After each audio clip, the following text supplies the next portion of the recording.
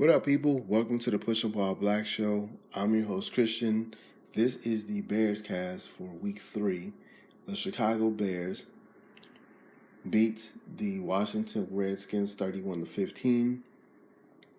Barring a late run for the Redskins, this wasn't that close, really. All right, so a couple things. This was the remedy game for the Bears offense. This was in Mr. Trubisky, because after the Denver game, we didn't really know what Mr. Trubisky was as far as, is he good, is he bad? Because he didn't really play well. They pared down the offense for that Denver game really serious. I personally liked that because it takes of the mistakes. It takes the game out of Mitch's hands and less mistakes. This was a game on, okay, this is going to be one of those games, a confidence builder for him. Maybe we can open up the offense a little to see, because the Redskins secondary is bad. As it's what I thought about. I remember talking to my brother about this a couple of days ago. I was saying how the Redskins were 0-2. Case Keenum was putting up decent numbers for the Redskins. It's just the division that the Redskins are in, and their first two opponents in the division that they're in made the Redskins look worse than they were. And even though, if you look at this game, the Redskins look horrible. Before this game, Case Keenum was putting up decent numbers and he wasn't turning over the ball. The problem with the Redskins was they couldn't defend anybody and they can't stop anybody. When you go up against the Cowboys, and the Cowboys were, their offense was crazy. It looks worse. Your team looks worse than they actually are. So I'm thinking, based on the defense having to do a lot of work and the defense getting tired and our offense being as bad as it was in Denver, I didn't think that the Bears were going to be as dominant as they were on the scoreboard, because there have been times where they can't score.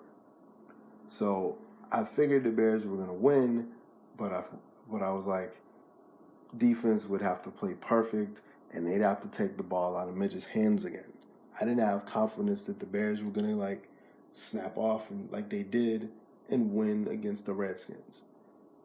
What happened was the Bears forced 5 turnovers. Case Keenum threw 3 picks, fumbled twice.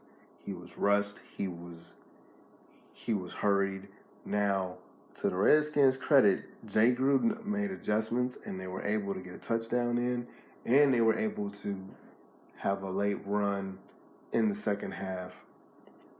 And when they outscored the Bears in the second half, and they got real close to making it a 1-score game. And then Case Keenum tried to jump over a pile. Danny Trevathan punched the ball out, caused the fumble. Bears pick up the fumble. The defense is, we're going to be talking about how good this defense is every game. Khalil Mack was a crazy person. As far as he forced 3 fumbles, 2 of those fumbles were, as a team, the Bears forced 3 fumbles. Khalil Mack had 2 fumbles. There were two recoveries by the Bears. Clinton Dix had 2 interceptions. One was for a pick 6. In those interceptions, he did a return for he returned interception return yards 96. Kyle Fuller had an interception as well. The defense is fine. What I'm not sure about, though, is what does this mean for the offense? Mitch played really good. They opened up the offense back for him a little bit to where he was able to throw the ball down the field a little bit. It wasn't necessarily bombs away, although that Taylor Gabriel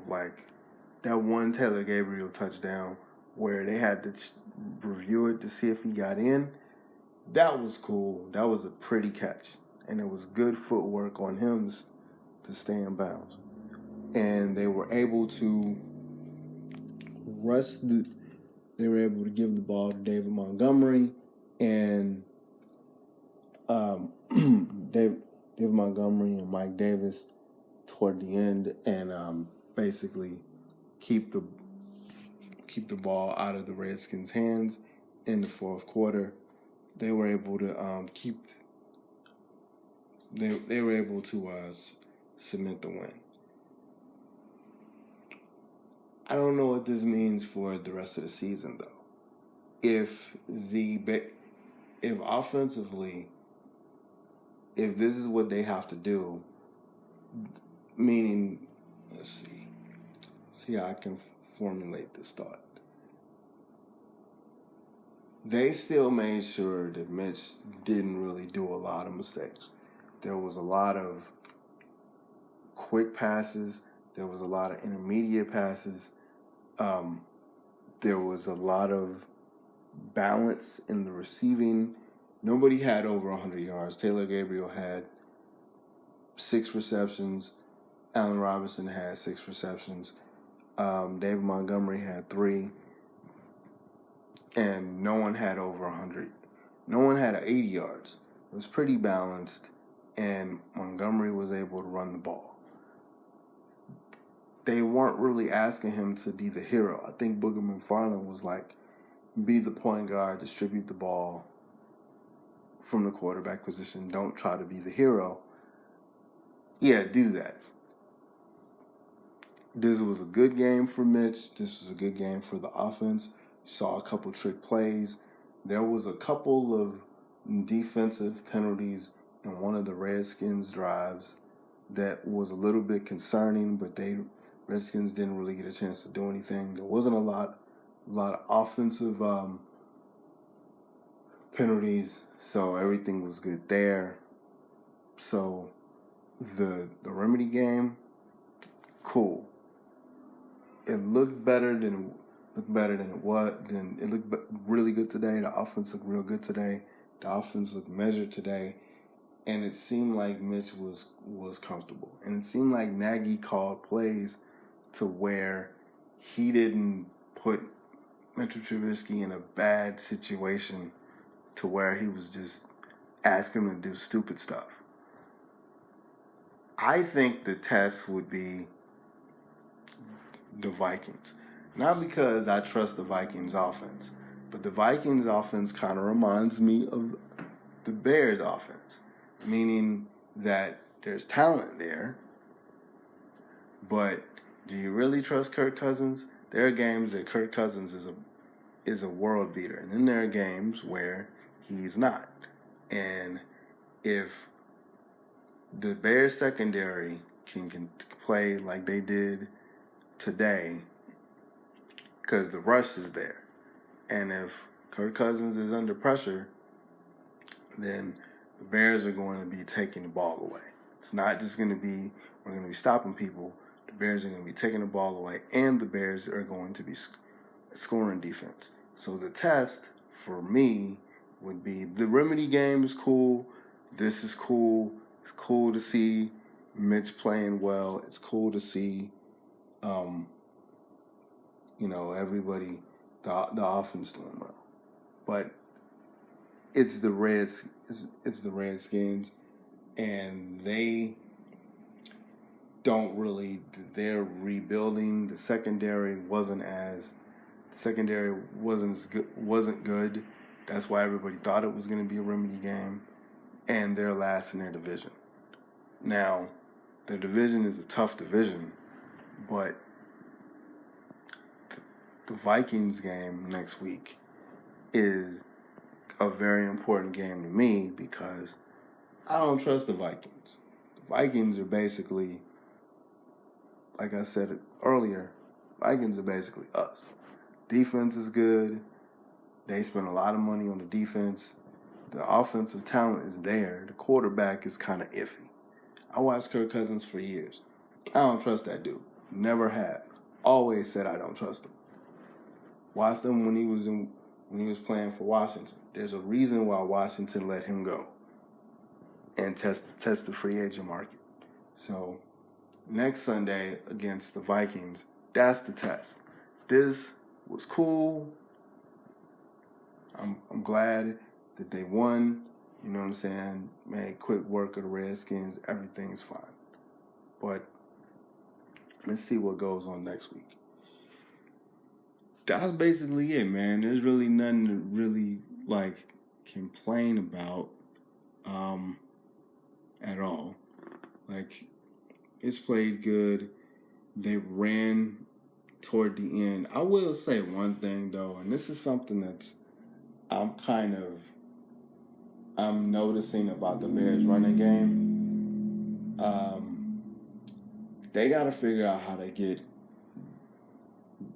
David Montgomery, and they have to figure out how to get to Tariq Cohen in space more. David Montgomery is a heck of a talent, and I love the way he runs. But it seems like Nagy has him just going straight up the middle and just breaking tackles all the time.